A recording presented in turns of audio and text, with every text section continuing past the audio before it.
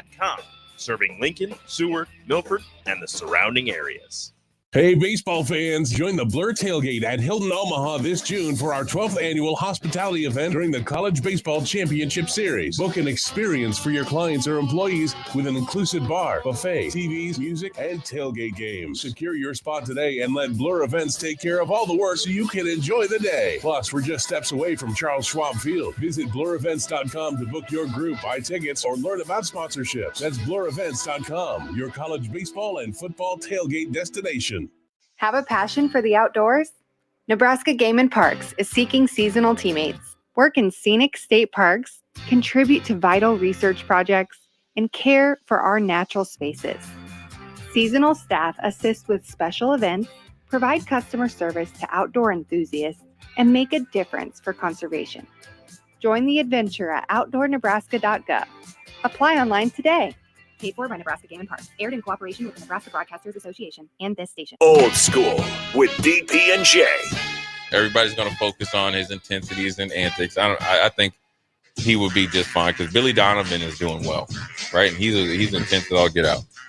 But how do you think he would transition to the NBA as a coach? And then also, what does this tell you about the Lakers? 93.7 The Ticket and theticketfm.com. The captain, Vershawn Jackson. I think the plan is to go bigger at corner. You got to have bigger corners in this league because you got these receivers. You got to deal with Ohio State receivers. And I'm not saying small corners can't get it done, but small corners have to be extraordinary, right? They got to jump higher. They got to do things that bigger corners might not necessarily have to do. So, I mean, losing Ethan Nation, it's kind of a blow, but when you got to get down in scholarships anyway, it's not, man. They got to have their best guys, man. This is On the Block with Strick and Austin. Nebraska Basketball Hall of Famer and 9-year NBA vet, Eric Strickland. Strickland for three! And you're going to go out of here at the Big 8 tournament champion. Middle school basketball coaching legend and Duke basketball shooting coach in his mind, Austin Orman. Coming at you live from the heart of Lincoln, America. On air and online at theticketfm.com. Presented by NEBCO. This is On the Block with Strick and Austin. Good afternoon and welcome into On the Block, brought to you by NEBCO. If you're looking to start your new career today, visit constructorslincoln.com, readymixconcrete.com, or at nebcoinc.com to learn more. I am Austin Orman, joined for the first time in far too long by my partner, Strick. Stricky. Partner, what's up? What's going on, Austin? How are you, my friend, here in the airport? We're going to try this again. There's an old saying back in the day when they used to fly the Apollo missions and all of that, Houston, we have a problem. That's going on in Texas A&M. It's not going on in Houston, but it's in College Station. But it also went right here in Chicago as well as Philly as far as my travel plans on yesterday, being stuck in the airport for over almost 11 hours. So it was crazy. Stricky, I'm glad you're settled. I'm glad you found a place to sit down. How are you enjoying the Chicago airport experience? Well, it's definitely pretty hectic, and it's kind of wild to say that a lot of people were in some of the same predicament that I was in, and vying for position of trying to figure out what their next plans were going to be. But I was blessed to be able to get it done through the app and by way of phone calls. And I will be headed home, and hopefully we'll arrive this evening.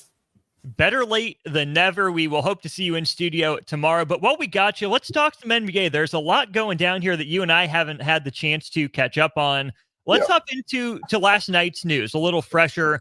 Mikal Bridges going from the Brooklyn Nets to the New York Knicks. It's a big move for them. A lot of picks going back to Brooklyn in exchange for Mikal Bridges to the Knicks.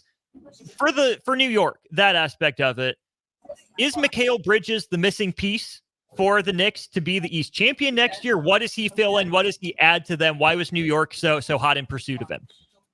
That's a great question. And here's the crazy thing about it. Mikal Bridges doesn't have to move. he can He can literally stay at home and not have to move. But at the same time, I think they found a recipe.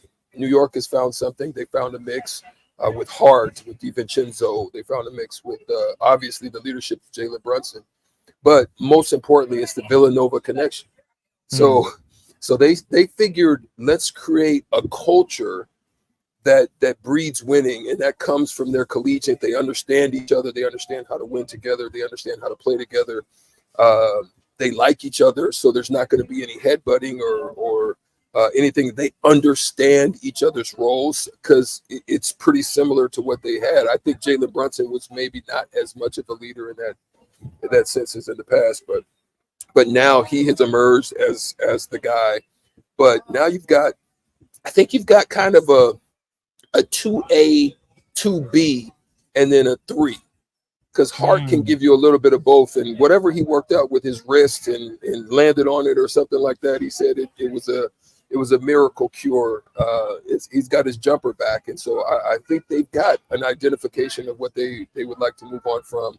I think now it's just maybe you stay with Hartenstein at the center position, but I think you found something there, and they're looking for culture. They're looking for what Boston has in Jaylen Brown as well as Jason Tatum, just that unification, that time together, that understanding of each other, and looking to build upon that. The other big decision for the Knicks will be OG Anunoby, who's opted out of his deal, who will be pursuing free agency. But bringing back, he got traded there. He wants his payday. Don't blame him for that. So Anunoby's on the market.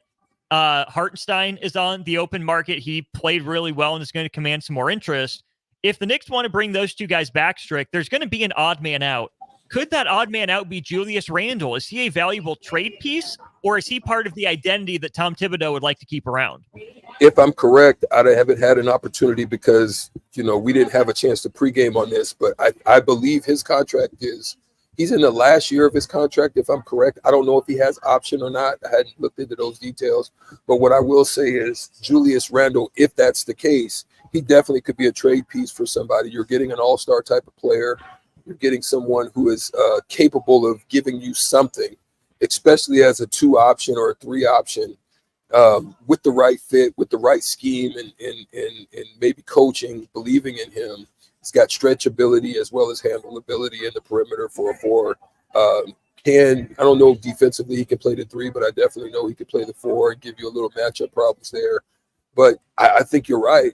I think you give up something to get Mikal Bridges. I think you can gain something. It won't be a big hit, but you can gain something for Julius Randle in the last, because they're going to get value out of the fact that they can either see if Julius Randle is a valuable piece for them. You're not going to have to sign Julius Randle for a long-term contract. You probably don't even have to do 4. You could probably do 2. So there's where you're looking at the potential of something getting done there.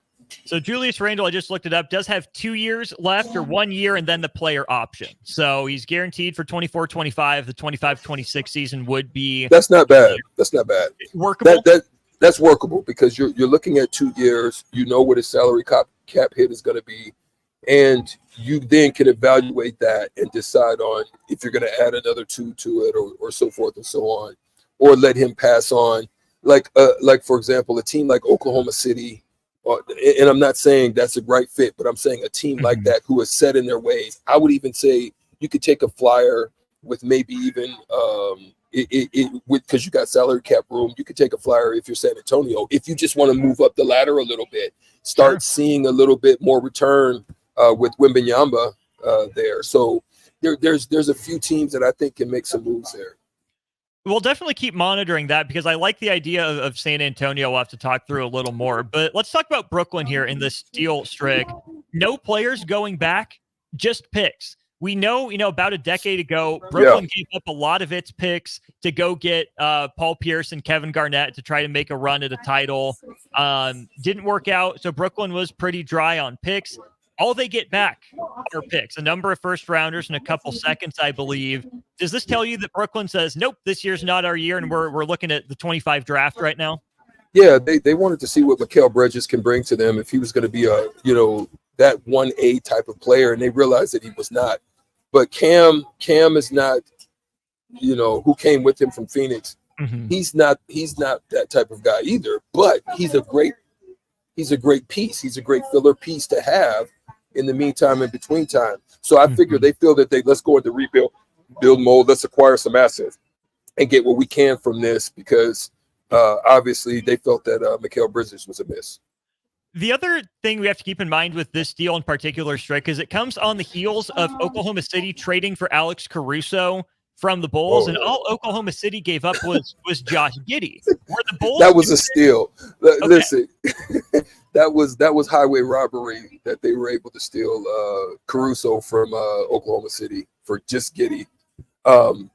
Obviously, with everything that happened with Giddey at Oklahoma City, with that whole situation, that it just wasn't going to continue, and he just did not fit. He became a liability when you get into the playoffs and start making those runs and trying to go to the next level. He's not going to be the one that can help get there. And they figured, hey, let's just go ahead and, move away from him. Now, maybe Chicago felt that Caruso was injury liability. They weren't getting the best out of him anyway. Get a guy that salary is going to come off, and it's just a weird switch. I still think it's highway robbery. I think that takes, to be honest, that's what Oklahoma City was looking for. They're looking for a non needing to handle scoring but super defensive type of guy. And what did I say? I think before I left, I said a Drew Holiday type. Yes, he is that. He's that type of guy. He's going to play with that type of defensive intensity. He's going to give you everything he has on that side of the ball, and he can run the team. He can allow Shea Gilgeous-Alexander to get off the ball a little bit, and he can handle and run the team. So that's actually a good fit for Oklahoma City. So maybe it's not fair to judge those two deals side by side because of the Bulls' decision making. So we can kind of push that to the side, but did the Knicks overpay for Mikal Bridges? Is 5 picks about right? Or do you think they were just kind of desperate to have him, so they were going to pay whatever price to add him to that Villanova core? I mean, I to be honest, I think it is, but I think he showed you enough. I just don't know if it was that much of enough, but they're taking a shot at it. They believe in it. I think you're getting a good 3-and-D guy. So worst case scenario, I think you're getting what you did get out of Anunoby. I think you get out of Bridges, because I think you get a dual threat. Anunoby was so inconsistent. Like, he would give it to you one game, not one game, But defensively, he always gave that to you. But I'm just saying, as far as other aspects of his game, on the offensive side, there wasn't as much consistency. And I think Bridges not having to be the number one option, becoming just kind of hiding in behind, he's like a silent assassin. He becomes like a ninja for them. And you don't really have to focus on him because there's other threats there. And then all of a sudden he emerges and gives you some buckets as well as some defensive abilities. We'll stick in this division in a similar position, maybe role, but we'll move north of the border to Toronto. The Raptors hand out the 5-year extension to Scotty Barnes, worth at least $225 million, could get up to $270 million if he hits the criteria to get the Supermax. Do you like that for Toronto?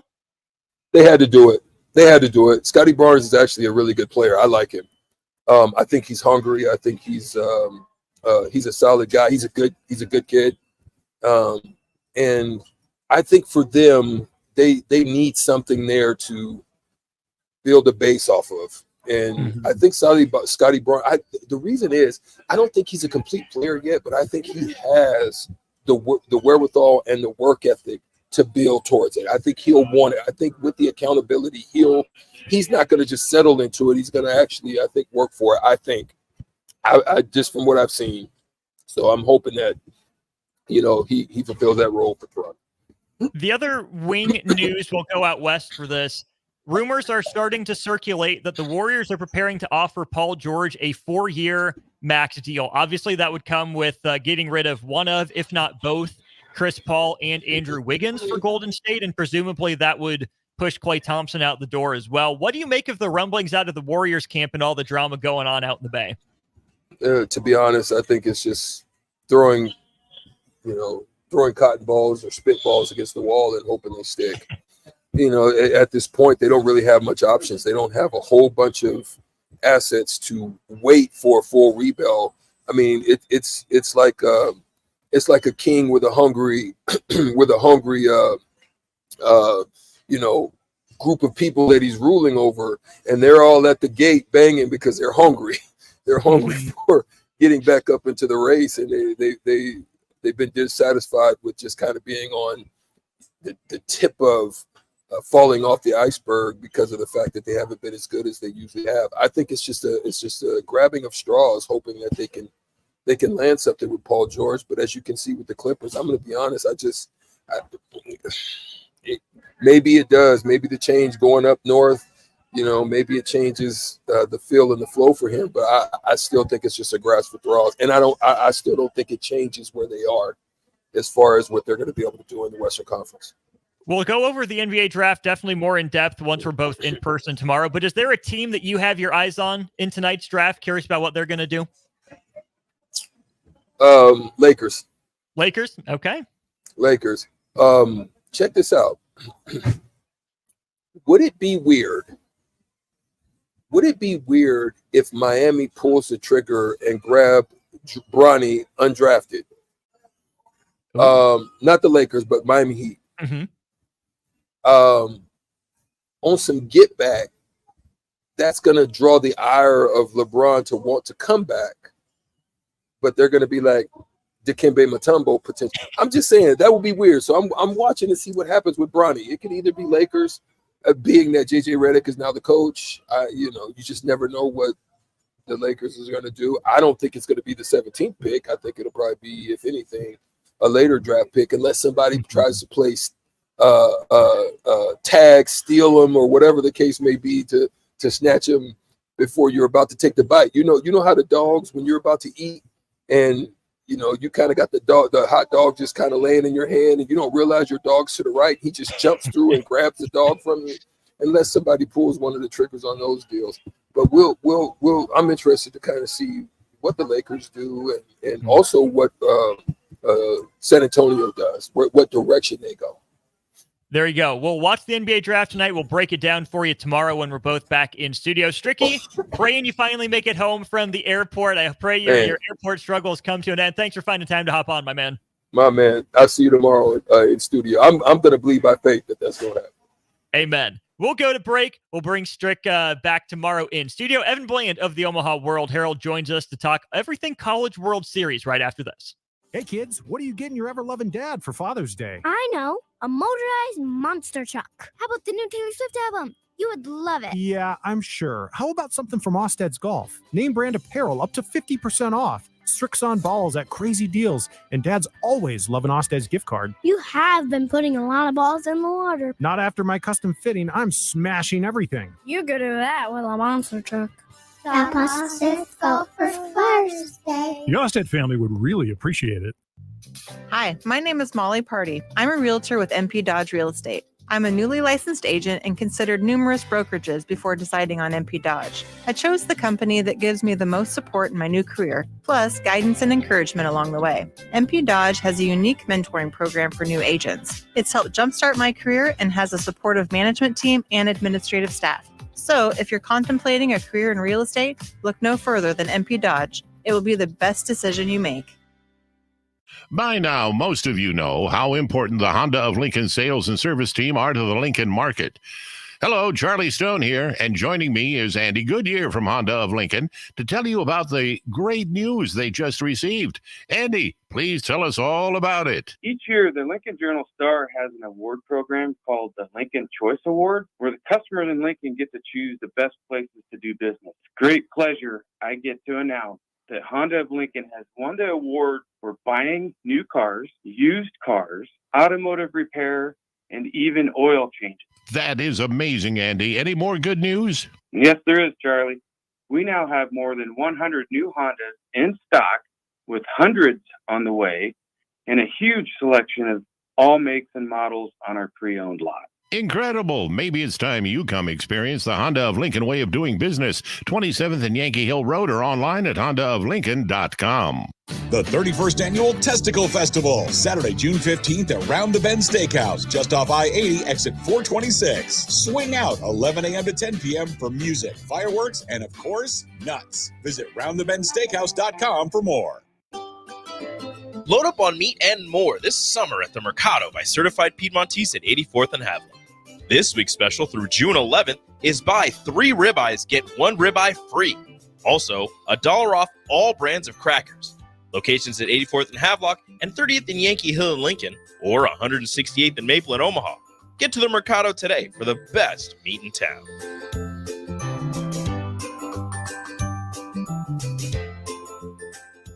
For over 15 years, Integrated Life Choices has empowered individuals with disabilities in Lincoln and throughout Nebraska. They provide comprehensive services from group homes and independent living services to job training, ensuring fulfilling lives for those that they serve.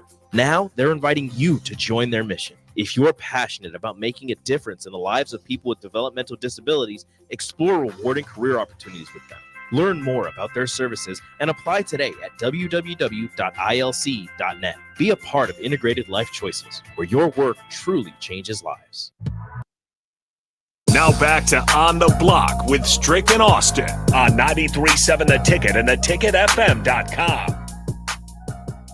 This is On the Block, brought to you by Nebco. We will turn our attention now to our VIP line, brought to you by Aloe Fiber, where they understand the importance of exceptional service with local heart. It's Wednesday at 2:30, which means we talk to Evan Bland of the Omaha World Herald. Evan, are you back in your own bed after your weekend change at your home away from home, Charles Schwab Field? Yeah, finally stayed home for a day yesterday. It was kind of crazy. Things didn't slow down with some of the news around college baseball, but yeah, the College World Series, it's always one of those events, man, where it's fun. You're always excited for it. And when it's over, there's some happiness there too. We'll get into the news that you're talking about here in just a little bit. But first of all, just reflecting on the College World Series that was. First 3 games, 3 walk-offs. Have you ever covered, 3 walk-offs in a row? No.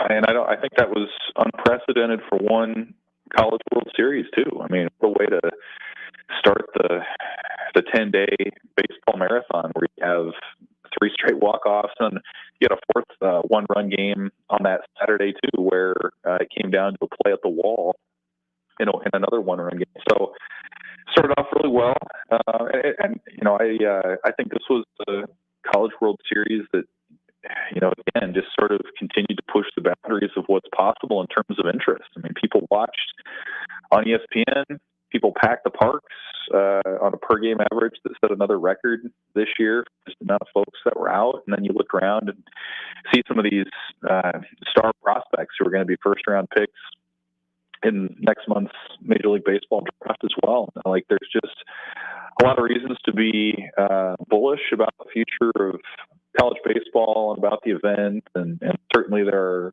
things in college athletics that are unsettled, and things are changing, and in a lot of ways, it is going to sort of hinder the parity at large. I think when you talk about just these powered programs investing in players, investing in what their teams can be, I think when you reach the highest level, once it gets down to Omaha, you're seeing some of the best baseball really at the college level that you've ever seen. So I think the crowds have reflected that, the games have reflected that, star power has reflected that, and once again, it was an event that I think when people attend, it's something they're going to remember for the rest of their lives. Tennessee brings home the first title in school history. What did you see out of the Vols over their 10 days in Omaha? Well, I mean, they looked like a champion all season, and they finally broke that number 1 curse going back a quarter century. So, good for them for finishing it. It was a reminder, I think, that you still have to have a few things go your way. I mean, you think about the rally they had over Florida State in their opener, had that check swing that was a controversial call, but they rally and they win it. So they had a few breaks their way, but their pitching was deep and it was varied in terms of lefty righty and fireballer and off speed stuff. And then their lineup, I mean, I think 182 home runs was their final number this year. That's second all time to LSU and what they did once in the late 90s. So it was a roster that reflects the trends of the sport now, and they too had a lot of fun guys. Christian Moore is a fun player to watch. Billy Amick, Dylan Dreiling. You kind of go up and down the lineup. When you have 5 or 6 guys with 20 plus home runs in one season, man, you've got something cooking. So great run from Tony Vitello and company, and I think Vitello is one of the characters in college baseball right now. You listen to him in any press conference setting, he's always going to be interesting and bring his uncensored thoughts as to what's going on. So I think in all those ways, it was a fun run. And then you just look at some of the crowds that they brought, and Peyton Manning being back in Omaha and all the rest. And, a cool moment for Big Orange Nation. And, I think a team that Omaha generally probably got behind as the series went along, too. You mentioned Vitello. Does he have staying power at Tennessee, and can he be like the next face of the sport, right? I mean, SEC champions the last handful of years, but it's been a different one. Does Tennessee have the infrastructure, the team, and the coach in place to say, hey, maybe this is part of a Tennessee run, maybe kicking it off? Yeah, I think he has as good a chance as anybody. I mean, he's one of the true grinders of the sport. Like, you look at how hard it is in this climate to stay good. Like, nobody does it. I mean, Virginia kind of has under Brian O'Connor. Stanford had until this year, and you wonder how the transfer and NIL rules are going to maybe make it really hard for the Cardinal to get back. But like the current setup of college athletics rewards guys who are just invested 24/7, and Vitello's that kind of guy. He made a comment during the finals series where he was talking about just the respect he had for other SEC coaches, and said, man, it's especially true for any of these coaches' families, because I believe he's a single guy, or at least he doesn't have kids. And he's just like, man, it's hard enough to pour everything into this without, having families. So he's a guy who, runs hot during games. He wears his emotions on his sleeves. I think he kind of conducts his program in a similar way. And, outside of that 22 season, when they were the number 1 national seed that got upset, they've been in Omaha every year post-pandemic. So in this time when it's really hard to get back and to stay on top of the mountain, I think Vitello has that temperament, has that, the skill set to maybe make Tennessee a staying power. And you look, too, at what they've done at this program, expanding their stadium and their NIL operations and their support structure. It feels like a program that, in that sense, still hasn't maybe realized what it fully can be. So it does seem like, of all the contenders out there right now, Tennessee's in as good a position as anyone to keep coming back to Omaha regularly into the future. Texas A&M maybe less so. Let's rewind to Monday before Game 3 between the Vols and the Aggies. Texas fires David Pierce. Some rumblings on Twitter, and then it comes out that, hey, Chris Delcani and Jim Schlossnagle are best friends. What do you make of everything going on between Texas and Texas A&M over the last week? Yeah, pretty amazing. I mean, in a lot of ways, unprecedented in college baseball, where you have a coach that coaches in the last game of the season for a title, and then is gone to an in-state rival the next day. I mean, it's the kind of stuff you usually see in football or men's basketball. So just from that aspect, really pretty remarkable.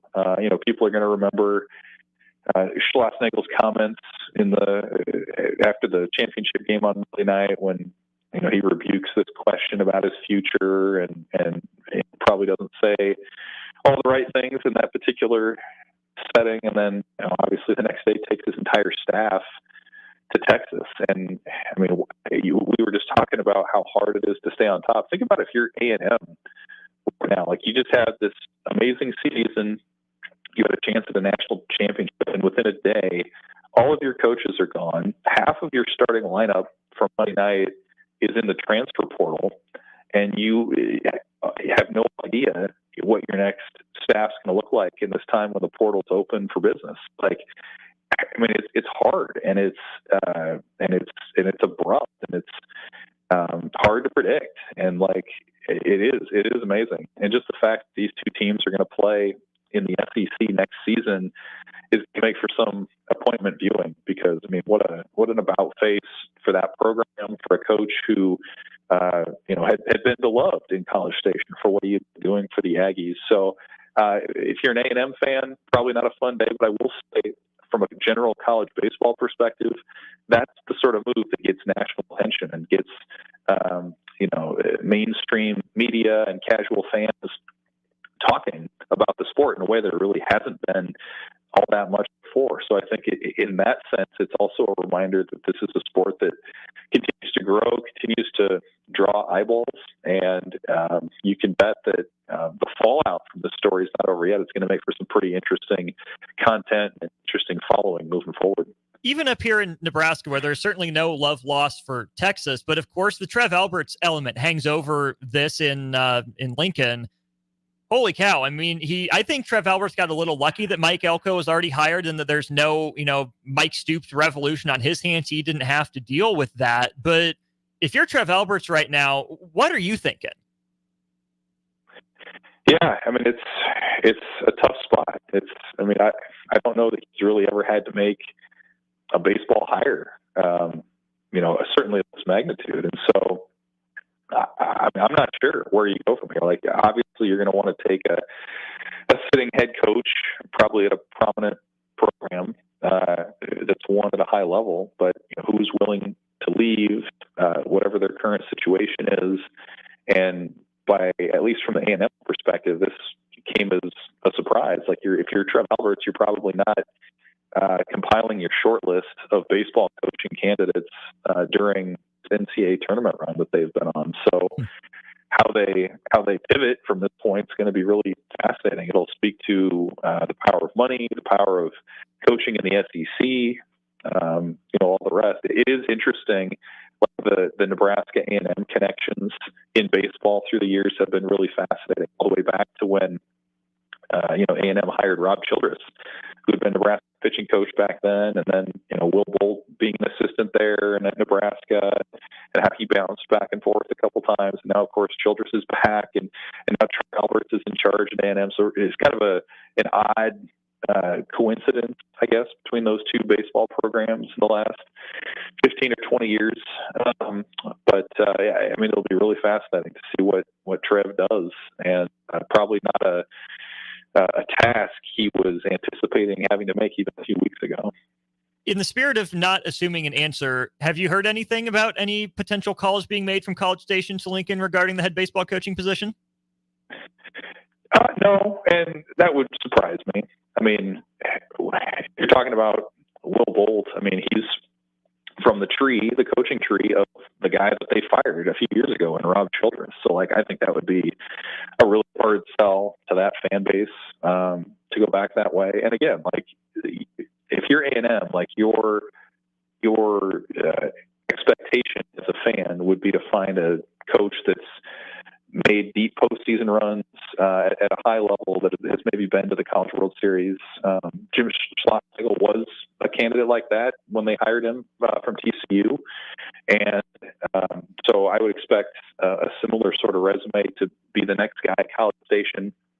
So no, I would not anticipate Nebraska being affected by whatever hire the Aggies decide to make. Looking at the A&M job in a vacuum, you mentioned a lot of reason that it's appealing, right? The money, the resources that's going into the new stadium, just coming off a College World Series, appearance and 2 runs away from winning a championship. Obviously, having played in the SEC longer than Texas has, all the talent there in Texas. But Evan, I go back to my gut tells me that it might be a slightly underwhelming hire, because I think back to, Duke basketball comes open, they promote from within. Carolina basketball comes open, they promote from within. Obviously, A&M baseball would be very hard-pressed to do that with the entire coaching staff jumping ship to Austin. But Arkansas, took that big swing in men's basketball with John Calipari, and Kentucky talked to Dan Hurley. They talked to Scott Drew and couldn't convince those guys to leave for one of the bluest blood programs in any sport. A&M's good, but A&M baseball isn't at Kentucky basketball level. So my gut tells me A&M fans will probably have to do some reckoning and comes to terms with they'll get a good hire, maybe not a great hire in this day and age of college athletics. Yeah, I can see what you're saying there, Austin, but my counterpoint that would be the difference between college baseball and college basketball is like the separation of the haves and have-nots is a lot clearer on the baseball side, where we saw in the College World Series, if you're not in the SEC or the ACC, you're almost in like a half division lower. And so that's why you see every year head coaches at places in the Big Ten, head coaches at other prominent conferences in other sports move up, and they don't do it because they don't like where they are. They do it because they are trying to migrate to warmer weather, to where there's bigger fan bases that show up, to where there's more support. And so, like, you see it all the time with coaches who have some success at some of these other places, but like for the most part, there's sort of this idea that you're keeping an eye on that big time job to get promoted to the major leagues in college baseball, so to speak. And so, my hunch is they'll probably find somebody who's had some pretty good success. Maybe it's not in the SEC or the ACC, but maybe it's in one of those other conferences, below that, whatever that level is. And I don't know who that is. I don't know, what the situations would be individually for some of those coaches. But I just think the power of being in the SEC, what that allows you to do, what that does for your bottom line as a coach, what that does for your resume, it all makes a big difference. And so I do think you'll see some guys consider that job that maybe you wouldn't expect to see do that. I guess we'll see kind of how it goes, and maybe Trev Alberts and A&M don't their top choice or whatever it might be. But I still think if you have an opening at A&M and you've just seen what that program can do, you're going to draw an awful lot of interest from a lot of places.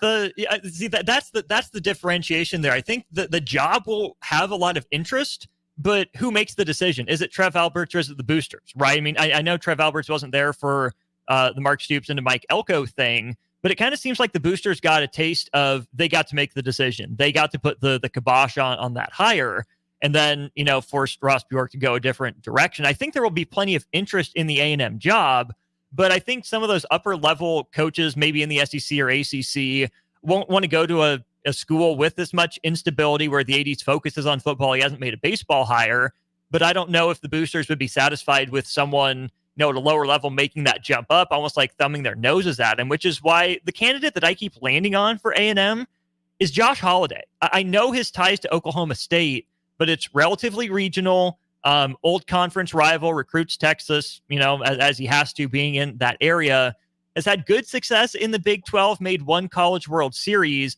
where he's a big enough name, but almost not too big. I feel like he's a good kind of middle ground. Even if it's not Josh Holliday, is that sort of the candidate that we're headed toward? Well, he would be a really interesting case study in what we're talking about, because as you mentioned, he's got major ties to Oklahoma State. He loves Stillwater. I mean, that was clear, even just being out there for the regional, how invested he is in that community. I mean, their park is gorgeous. They're at or near the top of the Big 12 every year, hosting regionals. But if you're Josh Holliday, I suppose you have to kind of look at things and say, okay, it seems like we've kind of hit the ceiling of hosting regionals. It's been hard to break out of that into the super regional round. And maybe that's something that could be done at Texas A&M because of being in the SEC and the resources that come with that. So, yeah, I mean, I think that would be an example of a guy that you would look at on its face, or that you would look at even, 5 years ago and say, hey, there's no way he would leave that situation that he's in. But maybe that's different now with, again, how things are skewing in favor of the SEC in terms of money and everything else, to where you do think, hey, if I'm ever going to win a national title and reach the aspirations that I put out for myself in my career, then maybe that's going to require a move and go to a place that he doesn't have any ties to right now. So, yeah, I think that'll be really interesting to see if a guy like Holiday would be willing to consider such a thing. And if he does, I think, again, it just furthers this notion that, the playing field is a lot different than it was just a few years ago. It's Evan Bland of the Omaha World Herald with us on our Allo Fiber VIP line. Evan, as always, appreciate your time. Great coverage up in Omaha. I've appreciated your coverage, reading along with it. Thanks again, and we'll talk soon. Thanks, Austin. See you later. Evan joined us on our VIP line, brought to you by Allo Fiber, where they understand the importance of exceptional service with local heart. In about 10 minutes, we'll go back to our Allo Fiber VIP line, welcome in Isaac Trotter, national college basketball writer for 24/7 Sports. But until then, one last segment to wrap up hour one of On the Block is next.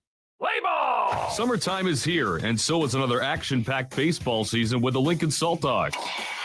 Bring your whole crew to Haymarket Park to experience the magic under the lights and the thrill of the game. Enjoy daily specials like Wiener Wednesday, Thirsty Thursday, Fireworks Friday, and Family Fun Day Sunday, plus special events and discounts. Don't miss out on the excitement. Strike three, you're out. Visit saltdogs.com to see this week's promotions and secure your tickets to unleash the fun. I'm Karen Carr. I've been a realtor for 31 years. When I made a company change 12 years ago, I chose Lincoln First Realty, now NP Dodge. It's the oldest independently owned realty company in the country. Since becoming NP Dodge, we've continued our tradition of community involvement. Our management and staff are always available to offer support in marketing, technology, social media, and educational opportunities. Expand your career with NP Dodge. Call Eric at 402-434-2222. The Mill Coffee and Tea, formerly with only 4 Lincoln locations, now 5 Lincoln locations. That's 25% more locations than there used to be. Can you even imagine a world where there's only 4 Lincoln Mill locations? Feels like ages ago. We were all so young then. The Mill on 11, located right alongside the 93.7 The Ticket Studios at 1040 O Street.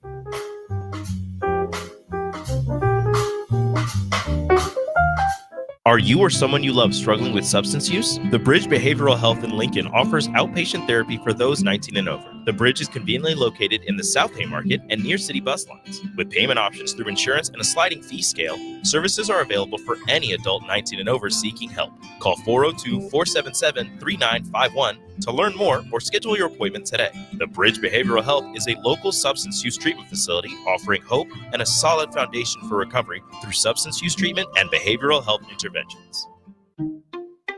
At Parkview Animal Hospital in Lincoln, it's not just a professional care that sets them apart, but their warm staff and state-of-the-art facilities. Whether it's for a routine checkup or a comprehensive medical procedure, at Parkview, your pet isn't just another number, but a valued member of their caring family. Visit them at pahlincoln.com today and in person just south of 14th and Pine Lake Road. Parkview Animal Hospital, your pet, our passion. For happier, healthier furry friends. In a world where businesses are facing daily cyber threats, you need protection like never before. Don't let hackers and malware companies compromise your business success. Stay ahead of data breaches with Hamilton Cybersecurity. Let Hamilton provide you with peace of mind that your business is protected. Our experts identify and mitigate risks before they become disasters. As your trusted partner, we help you protect your valuable information. Hire your local cybersecurity experts. Hire Hamilton at hamiltonisbusiness.com. Your sprinklers are watering the street or flooding your backyard. If you're on a list that doesn't exist, it's time for Judson Irrigation. At Judson Irrigation, Lee or Lacey or Judson will make an appointment. You pick the time and they'll be there to fix your sprinkler system. Now that's service, a dying art these days. Keep summer green. Call Judson Irrigation 402-420-6277 or judsonirrigation.com. Looking for a financial partner that truly makes a difference? Modern Woodman is a member-owned fraternal financial services organization. We can help you plan for all stages of life, from protection to saving to retirement. We also offer member benefits, social activities, and volunteer opportunities to help your family and community. I'm Sean Erickson, your Modern Woodman representative in Lincoln. Call me at 402-483-6515 to start the conversation. Modern Woodman of America, touching lives, securing futures. Now back to On the Block with Strick and Austin on 93.7 The Ticket and theticketfm.com. Quick segment here before we get to Isaac Trotter of 24/7 Sports, national college basketball writer, going over some Nebraska headlines, but also the Big Ten. A lot of interesting stuff happening in Big Ten men's basketball. We'll pick his brain about that here in about 5 minutes. I am less interested in the Kansas City Royals right now.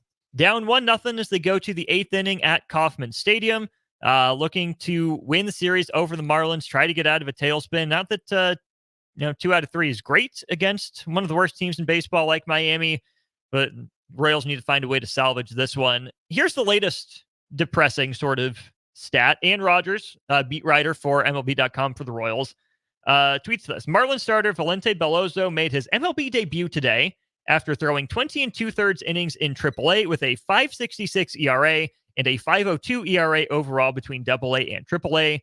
The Royals knocked 2 hits off of him in 5 scoreless innings. They'll face the Miami bullpen, now down 1-0.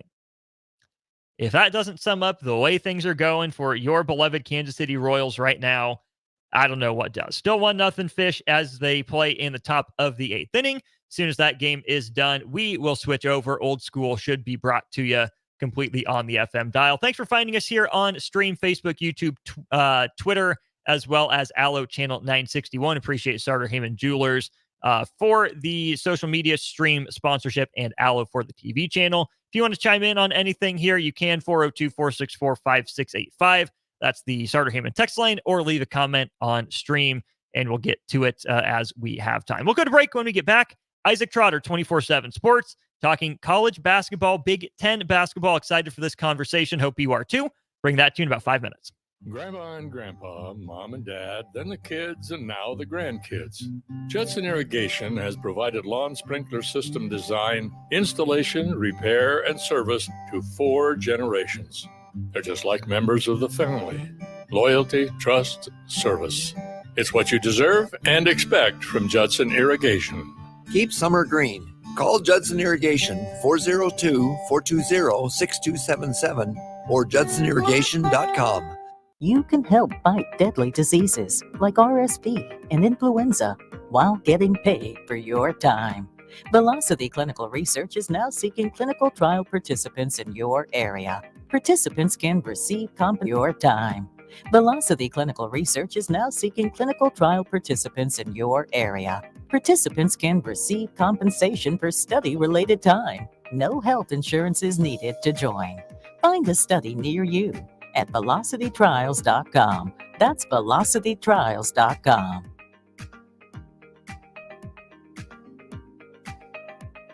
Are you looking to get into the electrical construction industry or wanting a new scene? The electrical workers of local union 265 are now hiring licensed journeymen and apprentices and are offering great pay and benefits. Call Mike at 402-875-1034 to apply. Start your electrical career today. If you're a homeowner or a business owner, you have a lot of projects, and no one has an unlimited budget or time. Sunbelt Rentals makes all jobs less stressful with no need to purchase large equipment or hire a crew. You can do it yourself with rentals and everything from aerators and power rakes for spring yard work to stump grinders, concrete mixers, tile saws, and more. Check out their inventory in Lincoln, north of Cornhusker Highway on 56th Street, or online at sunbeltrentals.com. Okay, it's time to sell the house. How do we even begin to choose from the hundreds of realtors in town? Easy. We make a pros list. You mean a pros and cons list? No, just a pros list. We need someone with pro photography to showcase the house in the best possible way, pro marketing to make sure we get maximum exposure, pro negotiations so we know we get the best price. This is one of those times where you already know the right answer, isn't it? You know it is. Ben Bleicher and Professional Realty Group. Contact Ben Bleicher and the team at Professional Realty Group of Berkshire Hathaway's Home Services Ambassador online at prg-ne.com. With the Planet Fitness Black Card, you don't just get a great workout, you get a great perk out because your membership is packed with perks. For $1 down and $24.99 a month, you'll get perks like access to any of our 2,400 clean and spacious locations. Bring a friend anytime and both work out with tons of equipment that'll give you that big fitness energy. Relax in the Black Card spa and more. Work out and perk out with the PF Black Card. Join for just $1 down and $24.99 a month. Hurry, deal ends June 14th. Join now, online or at your local PF Club. See Home Club for details. Hi, Sean Callahan here for Koppel Chevrolet GMC, and right now they are offering huge, and I mean huge discounts at Koppel. Get over $9,000 off list price or 1.9% financing on select Sierras or Silverados. Plus, Costco members receive another $1,000 off. Yes, that's happening right now in Louisville. $9,000 off list price or 1.9% financing. You pick what works for you. Costco members, please contact us at the store or at cobblecars.com. All deals with approved credit must trade and finance. Hi everyone, Kendall Warnock, A1 Automotive in downtown Lincoln. Spring is here. Summer is fast approaching. With weddings, vacations, and weekend getaways on your mind, do not let car issues prevent you from getting where you need to be. Car problems shouldn't be something that you put up with. Let us get you back on the road in comfort and safety. We diagnose all makes and models from Porsches to Hondas, Toyotas, and Chevrolets. We fix a variety of issues with all of them with our talented techs and our experienced staff. A1 Automotive at 11th and L, downtown Lincoln, always honest answers. This is On the Block with Strick and Austin. Nebraska Basketball Hall of Famer and 9-year NBA vet, Eric Strickland. Strickland for three! And you're going to go out of here as the Big 8 tournament champion. Middle school basketball coaching legend and Duke basketball shooting coach in his mind, Austin Orman. Coming at you live from the heart of Lincoln, America. On air and online at theticketfm.com. Presented by NIPCO. This is On the Block with Strick and Austin.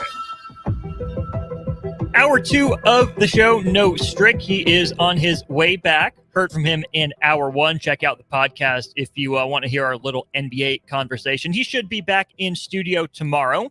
Hoping after a couple days to finally get my partner back in the studio. But that's all right.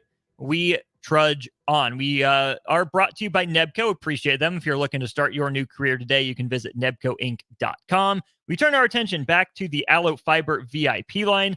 Allo, where they understand the importance of exceptional service with local heart. We welcome in a new guest on the show, one I'm very excited to talk to, Isaac Trotter of 24/7 Sports and CBS Sports. Isaac, thanks for joining the show. How are you doing today? Doing well. Thanks for having me. Of course.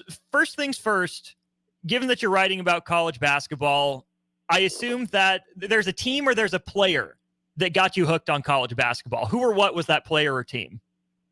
Probably D. Brown back in the day, 2004, 2005, Illinois. That was one of the first guys that I remember him pumping that Illinois 11 jersey out on Sports Illustrated was a pretty big one. Steph Curry at Davidson, his run was really, really special. I think those are like the first two big names that I remember. And then, I just feel like I grew up in Big Ten country. And so like, that's just basketball country all the time. Like that's all we care about for the most part. Obviously football is more important to some schools than others, but it's basketball season almost all the time. And that really fostered my love for this beautiful sport that's really changed a lot over the years. Actual Big Ten country or new Big Ten country? You have to ask now. No, actual Big Ten country, like small town, farm town in Illinois, where all we care about is basically basketball 24/7. That is incredible. I'm glad we have you on then. It's you're writing about college basketball. Before we dive really into the Big Ten, I want your thoughts on Nebraska men's basketball. You put up some power rankings about a month ago, and in this day and age, I'm sure they would have changed with all the roster movement. But when you look at Nebraska from the outside under Fred Hoiberg, what's kind of been your perception of the Huskers these last few years? Yeah, I feel like I went into last year really liking the roster that they put together, but just being like, man, it's time that we need to see something, right? It's a big year. It's year 5. Like, can we actually see some real progress here? And this is a roster that I thought was good enough, and they honestly exceeded expectations. And the way that they did it, the finding those veteran transfers that come in and honestly a lot more two-way guys than they had on the roster before and really finding a style of play that I thought worked very well for them. That even started a couple of years ago when you just think about like what they did with that like Derek Walker, Sam Griesel team. Like I felt like they started to find something inverting the floor and then doubled down on it with Rink Mass last year. And now you're kind of heading into this year feeling, as good about the program as they've been in a little bit. Like the Big Ten is changing, but I think Nebraska is in position to be, flirting with an NCAA tournament bid pretty much every year. I think they have a proof of concept of what their sell is in the transfer portal. And I think that really helps. I think it helps to have an identity too. And I think Keisei Tominaga helps with that a little bit as well. So I feel like the program is in pretty stable shape moving forward. And then for this roster right now, it's like, the portal's nuts and you have to replace so many different guys. But every time that Nebraska added someone, I'm like, yeah, that makes a lot of sense. Like, oh, we got to get shooting, so we're going to go get Connor Season. Oh, we need to, add more wing depth and need more shooting, so let's go get Gavin Griffiths. Oh, like Rink is hurt, so we probably need like another big man who can invert the floor and pass a little bit. So let's go to UCLA and get Berke Boyuntenso. Like, I like all of those ideas. Like Raleigh Worcester is a veteran point guard. We've seen guys like Sam Griesel have success. Like those big-bodied lead guards there at Nebraska have done a good job. So it's like you start to see all of these pieces come together, and it feels like there's real staying power for Nebraska to be relevant. Like I don't expect this program to be like languishing toward the bottom of the league anymore, because it feels like they really started to turn a corner here. How strong is Big Ten basketball going into the 2024-25 season? We know the national championship drought, dates back to Tom Izzo and Mateen Cleaves. We know Purdue made it back last year, but is it a strong Big Ten that Nebraska will be at the top of, a pretty average Big Ten? How do you feel about the league overall?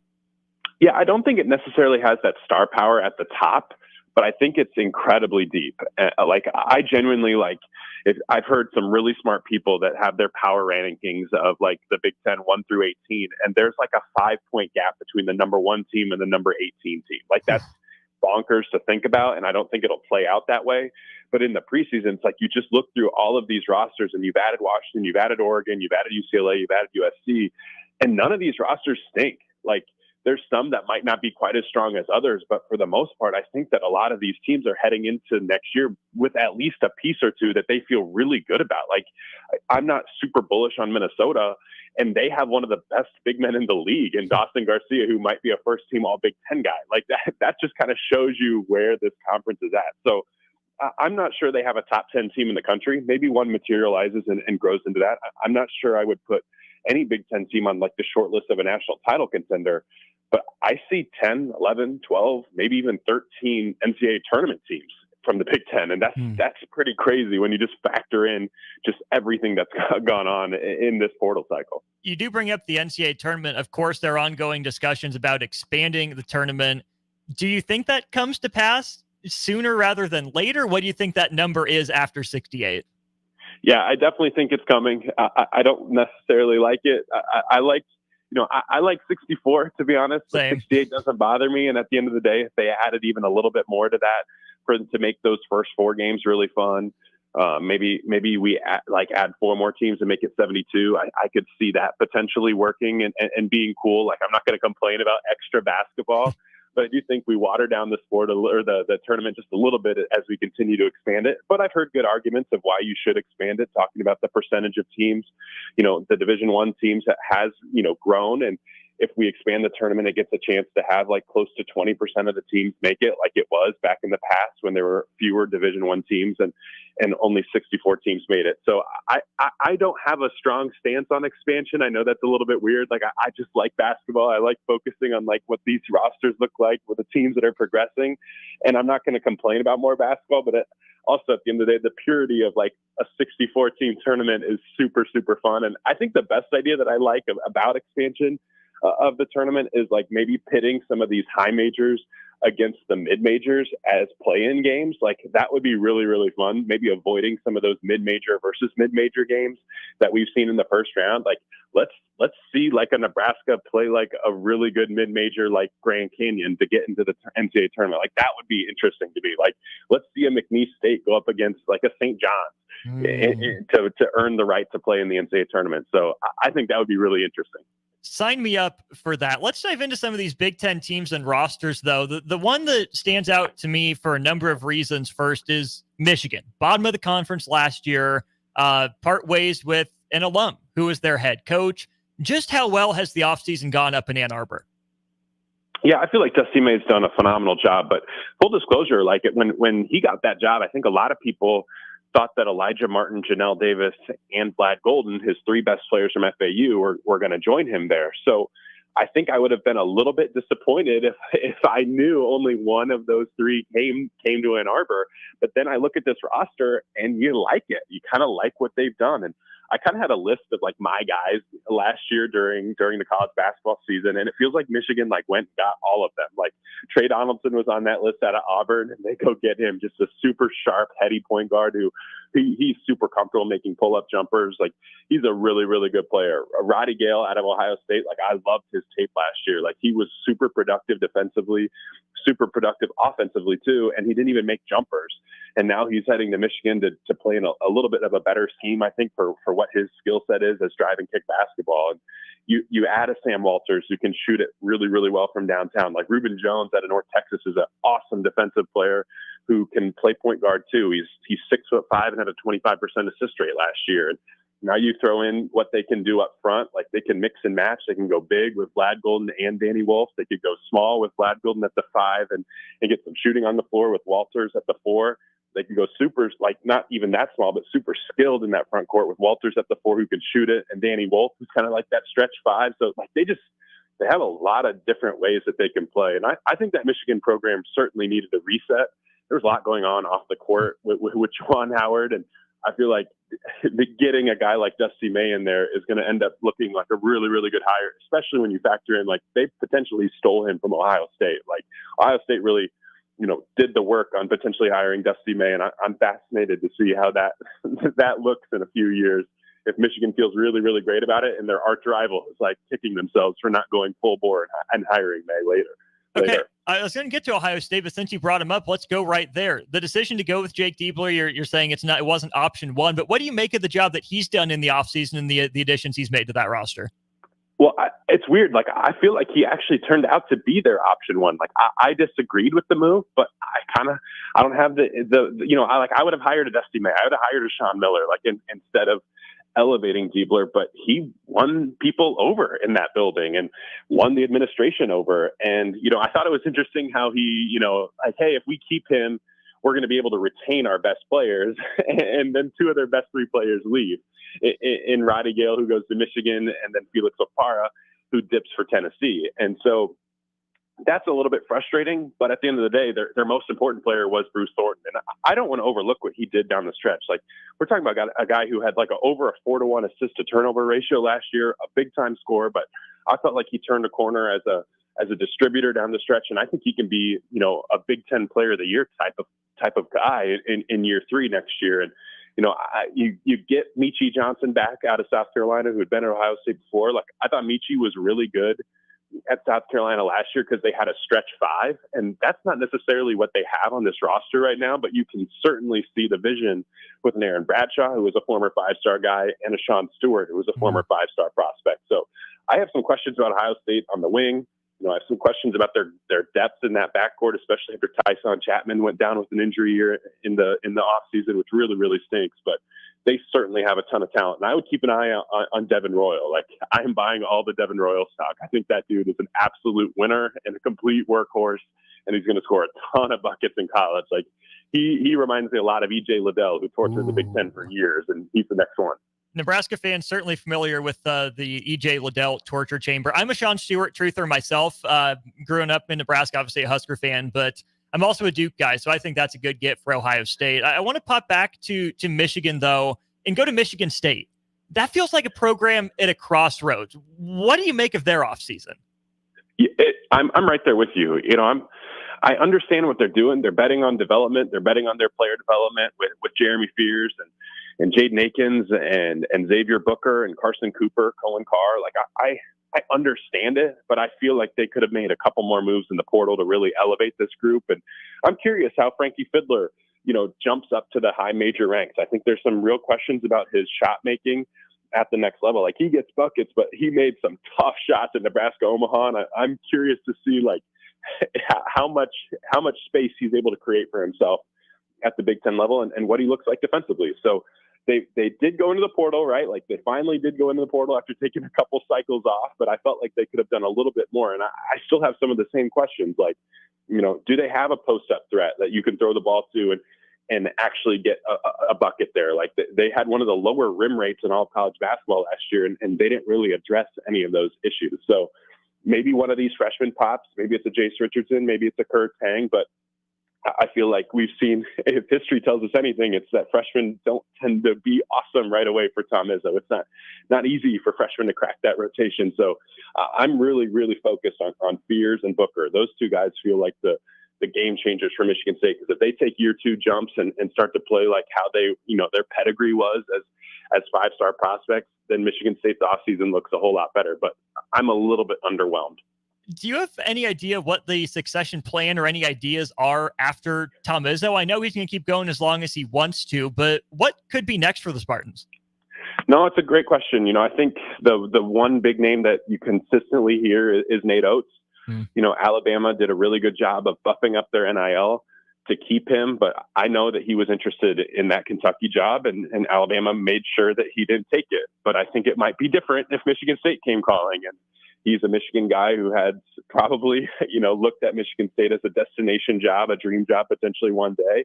So I think he would be the first name that you think of. But, I thought that Tom Izzo was going to retire multiple times over the last couple of years, and he just continues to keep on trucking. It doesn't care what I think or doesn't care what anybody else thinks. Like, I genuinely think he wants one more deep run, and he doesn't want to go out this way. And it's weird. Like, Michigan State's been honestly pretty mediocre in the Big Ten. It's been a minute since they've competed for a Big Ten crown. It's been a minute since they felt like big, bad, nasty Michigan State again.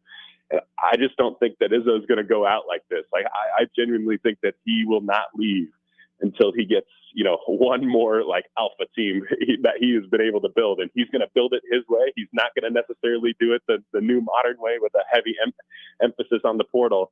And I respect it. I'm not sure if it's going to work, though. Is that the college basketball equivalent to Bill Belichick trying to hold on to break Shula's wins record? That makes a little bit of sense. I don't think that Michigan State will ever bottom out like the Pats did, where, I mean, the Pats were actually one of the worst teams or in the NFL last year. I don't think Michigan State ever will, but that's not a horrible comp. And I think I'm not calling them stubborn, but I think there is some questions about, like, how do you adapt in this new era of college basketball? And it's adapt or die. And we've seen a lot of different coaches do a really good job of that. And I think Izzo can if he wants to as well. We've seen him use the portal really well in the past, like Joey Hauser, Tyson Walker. Those are good additions out of the portal. Like, Fiddler might end up being that next one too. So we'll see. But that's not a horrible comp either, because it feels like he wants to definitely win his way. We're talking with Isaac Trotter, 24/7 Sports and CBS Sports national college basketball writer. Speaking of adapt, Piscataway, New Jersey, going to have to adapt to some upper-level talent, right? You think Steve Peichel, you think dirty, grimy, gritty grinders. He gets two of the top 5 prospects in college basketball. When you look at this Rutgers roster, do you think it's one that behind Ace Bailey and Dylan Harper is going to get off to a hot start, those guys hit a wall and they fade, or that those guys are going to take their lumps early and they'll be the biggest pain in the butt in the Big Ten come February and March? I think Dylan Harper's ready to go. I think he's a beast and potentially the best, lead guard, point guard, combo guard, whatever you want to call him, in the league. Like, I think he's awesome. He's 6'6", he's 210 pounds. He's going to be a first-round pick, maybe a top 2 or 3 pick, and he just has it. Like, he is exactly what I like in a lead guard, because he's just a walking paint touch, and he gets people involved as well too. So I think he's going to be ready to go. I'm a little bit different on Ace Bailey. Like, I think Bailey could have a few more growing pains. Like, I think the bright spots from Bailey are going to be awesome. Like, he's going to make, a shimmy shake pull up jumper, and it's going to be like, whoa, like, that's just not normal to see somebody do something like that, or a step back 24-footer, like, where he just drains it in someone's eye. But I also wonder about the shot selection at times, and he's going to take some tough shots, and that doesn't always lead to success against these Big Ten defenses that we know are really physical, really well scouted, and do a good job of taking away what you want to do. So I think Rutgers has maybe, the highest difference between their ceiling and their floor, because if Bailey and Harper play like, all Big Ten type of guys, like, that's a team that could have a really, really high ceiling in a wide open Big Ten.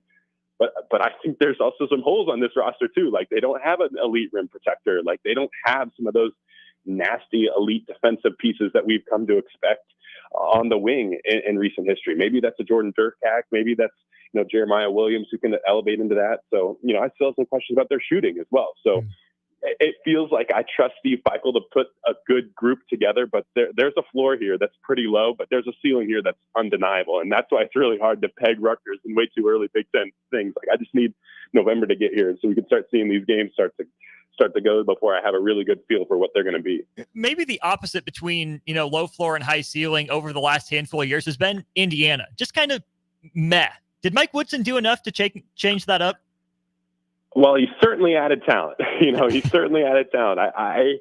I feel like Indiana's roster is the best in Big Ten, but I have very little confidence that Mike Woodson can absolutely elevate them to that next level and get them over the hump. And it's a big year. There's some, internal dialogue, I think, around that program of like, hey, man, we paid up for this roster. Like, we've gone into the portal. We've thrown big money around to get really talented guys. And on paper, this roster is good. Like, but do we have a head coach that is willing to adapt and maybe not play two bigs if it doesn't really work, and maybe shoot more threes if his roster leads to it? So those are all really, really real questions. And at the end of the day, I'm still going to bet on the talent because I think Miles Rice is phenomenal out of Washington State. I think he has a chance to be the best initiator point guard in this portal cycle. And I think Umar Ballo, I don't think he's a perfect big man by any means, and he's not a new age big man at all, but the strengths that he have of like drawing fouls and being elite in the rim and being an elite rebounder and having a decent ability to block shots, like stuff like that, like big, strong, physical big men like that tend to win you a lot of regular season games. And I think they have enough talent around the margins here to make it work if Rice is awesome and Ballo is awesome. And if those two things come to fruition, I just have a hard time seeing Indiana being that bad, even though I have a question about, if Woodson can necessarily elevate them to that, national title contender. Because, to full disclosure, I think if this roster was being coached by someone else who maybe is a little bit more new age in their thought process with how they view the game, I would be a little bit more bullish, I think, on Indiana's ceiling. Last thing for you then, Isaac, appreciate you being generous with your time here. UCLA, blue blood in college basketball. We know the history, we know the tradition, but we also know switching leagues is an adventure. Obviously, they bring, 3 other teams with them from the Pac-12. How do you think UCLA and Mick Cronin adjust to the Big Ten in year one?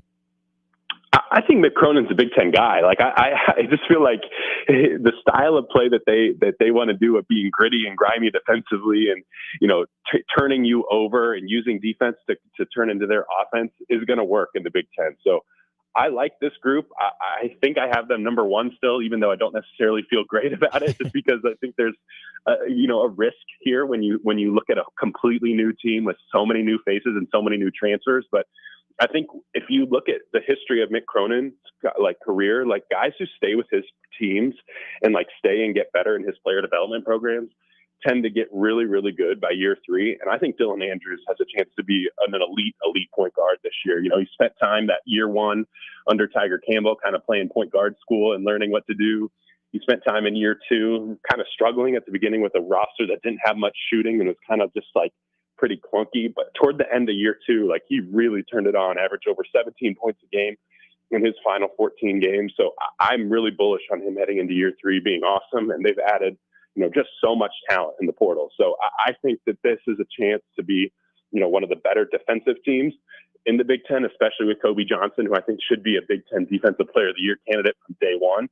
And if these bigs like the Eric Daly Jr., Tyler Bilodeau, William Kyle, Ade Mara, those guys, just get 2 of those 3 guys to pop, I have a real feeling that UCLA is going to be in really, really tough to play because they just have so many different ways that they can beat you with a super deep roster. And that's a good thing, I think, in this new age. You just have to have a deep roster because there's just so much competition. It's every single day you're fighting for your life. And that's a good strategy to have for, a Mick Cronin coach who's basically going to accept nothing less than all-out effort defensively. And if you don't bring it, he has so many guys that he can bring in off the bench. And that's why I think, I'm kind of bullish on UCLA kind of exceeding preseason expectations.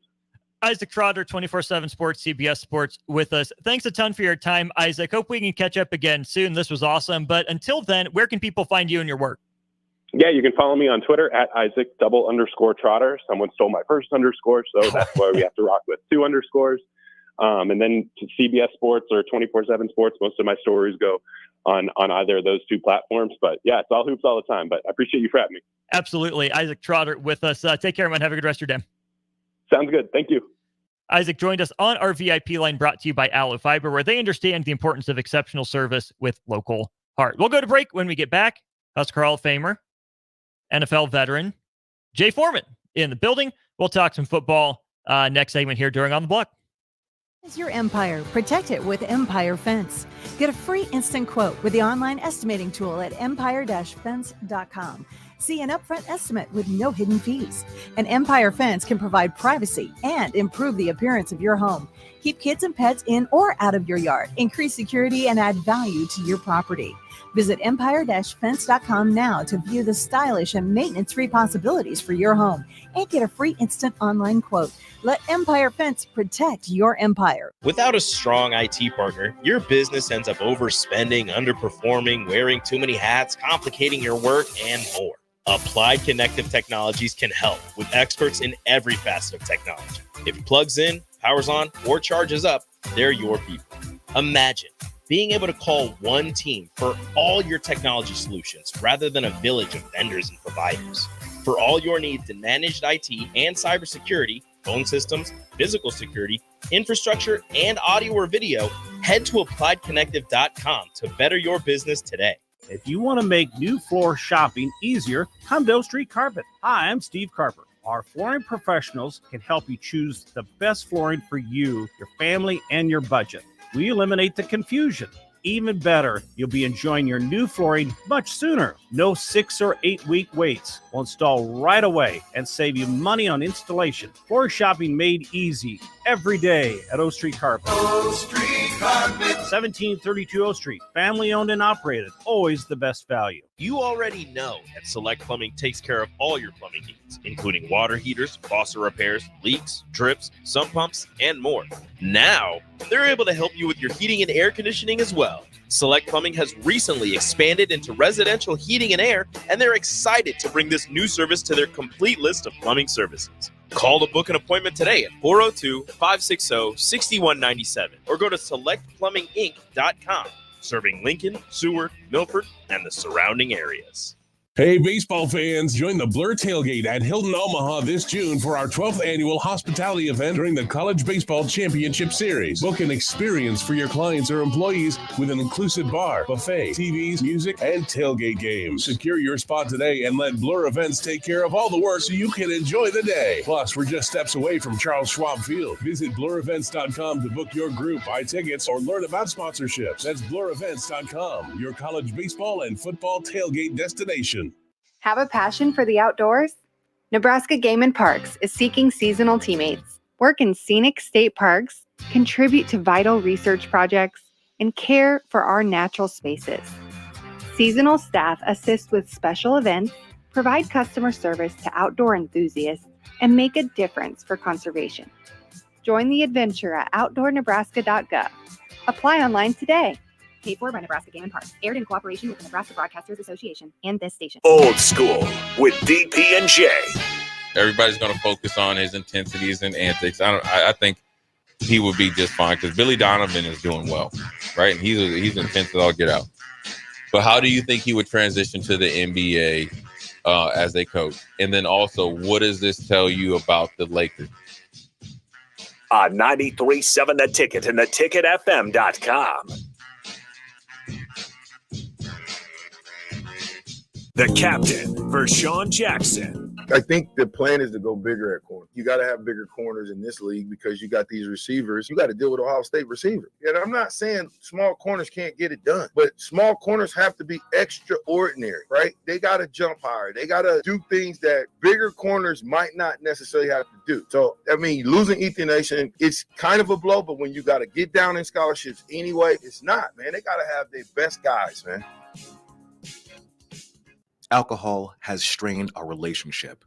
Drinking too much can cause harm to friends, family members, and loved ones. By drinking less, we will save our relationship. If you or a loved one is looking for help, find a treatment facility near you at findtreatment.gov. For immediate support, call, text, or chat 988. Brought to you by Nebraska DHHS in partnership with SAMHSA. With the Planet Fitness Black Card, you don't just get a great workout, you get a great perk out because your membership is packed with perks. For $1 down and $24.99 a month, you'll get perks like access to any of our 2,400 clean and spacious locations. Bring a friend anytime and both work out with tons of equipment that'll give you that big fitness energy. Relax in the Black Card spa and more. Work out and perk out with the PF Black Card. Join for just $1 down and $24.99 a month. hurry. Deal ends June 14th. Join now, online or at your local PF Club. See Home Club for details.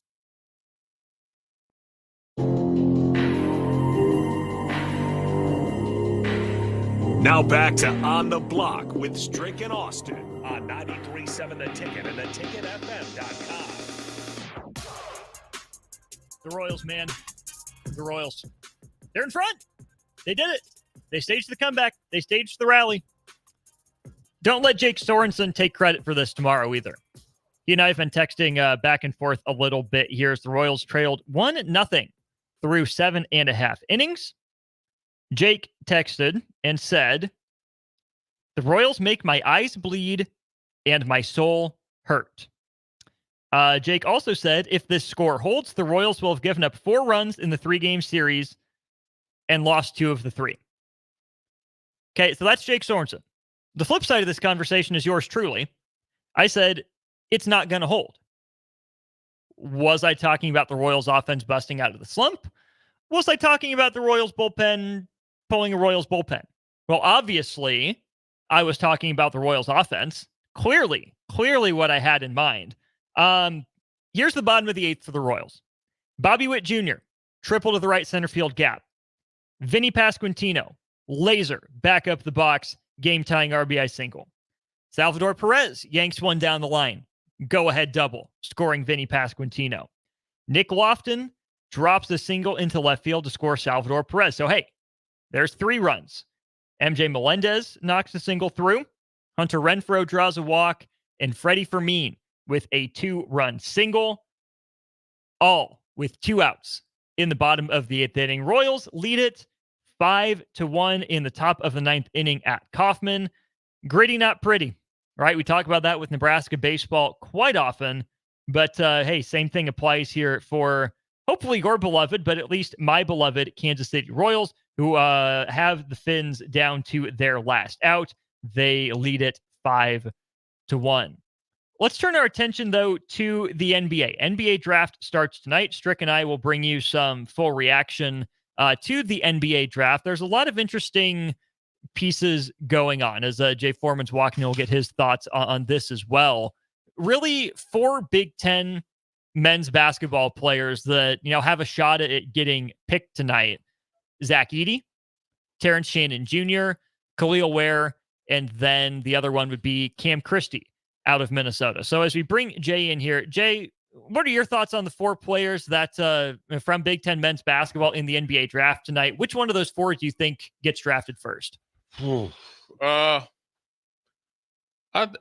would probably say Terrence Shannon, just because he fits like what the NBA is going to try to morph into, right?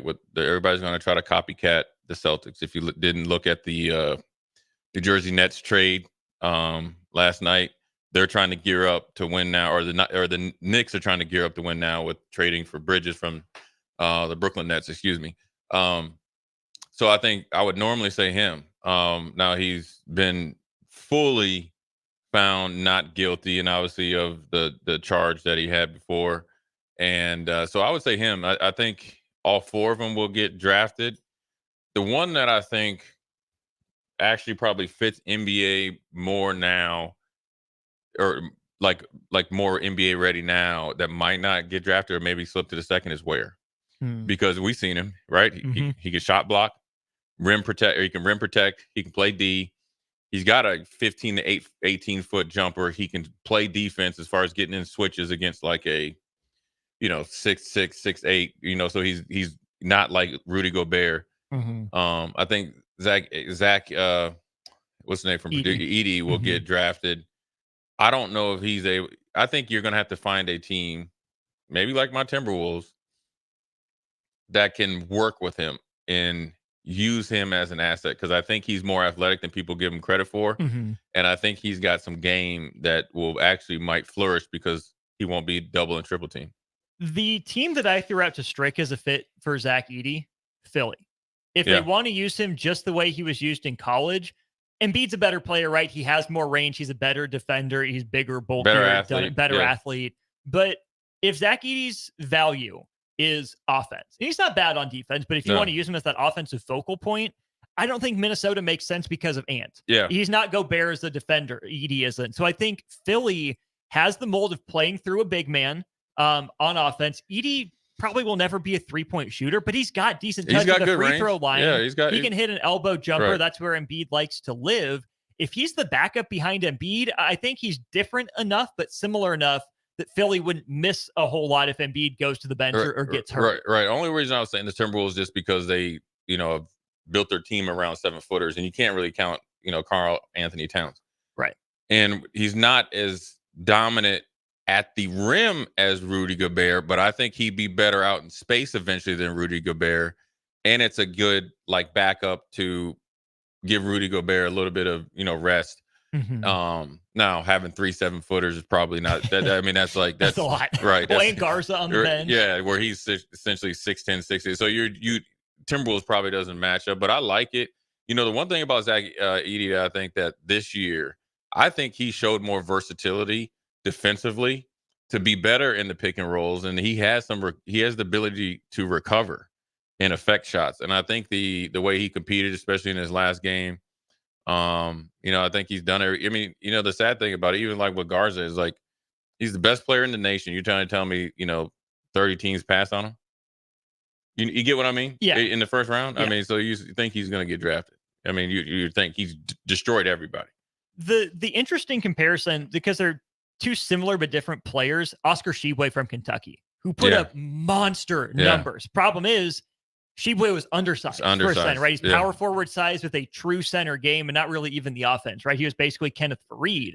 Whereas Edey might be oversized, but they're seeing the same problem of putting up these monster stats, player of the year, but not a fit for the modern NBA, seamlessly at least. Yeah, that's where, like, if I'm a coach and we, whether it's football, basketball, but where obviously NBA is, draft is the night, is I think coaches miss the mark of, and I get it. You got to coach for your job. You got to get, you got to get your team together. But I think you can do what you've done with Zach Edey and those guys and still help them get to the next level. Mm-hmm. You get what I mean? Yeah. Like for Coach Cal, how many guys have came through there, and you're trying to tell me you didn't think to have this dude to get a face-up game? Even a 15-foot drive and kick game. I mean, you get Kentucky's an interesting one, just because, especially if you think of them as the one and done school, how many Kentucky guys got better and showed more once they got to the NBA? I was just about to say I think there's just almost too much talent, where a team like Purdue, you have 1.5 draft prospects with Edey and then Braden Smith, who I guess we'll see. Feature those guys. You can win in college and prepare them for the next level. Exactly, especially at a place like Purdue. Yes. And you got to think your boy Gillis is at Duke. Yep. So is he drafted? He's probably more of a overseas guy, right? Probably. Right? Because he's undersized, but still has some range. He does have 3-point range. So, but I don't think he has the quicks. No. So we're saying the same thing, but just saying it differently. That I don't think they would have lost any more games because Purdue plays excellent defense, and we got Gillis and all these other guys. So you're good. You would have liked to see him expand it, but I think Zach Edey, I think he has more game than in a lot of ways than Garza. I think he does. I think he's a little bit. I think for being 7'4", legit 7'4", I think he's more athletic than people give him credit for. He's better than Taco was, right? And I think he's gotten better athletically and shown it. If I'm a GM and I need first of all, if I need a rebounder.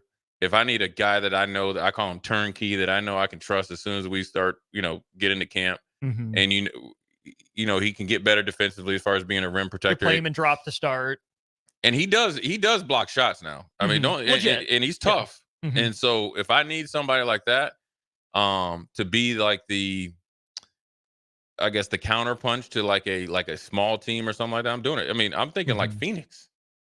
Sure. I mean, if Phoenix is trying to run it back with those guys, and now look, they just gave away a whole bunch of draft picks, I think, or no, they got control. They got control back. Yeah. Why not? If you're late, get a late first round. I mean, he fits a need because where was Phoenix deficient at last year? Rebounding, rim protection, and he can give you some scoring threats, and he has enough experience of passing out of the double team to get open shots for Bradley Beal, Kevin Durant, and Booker.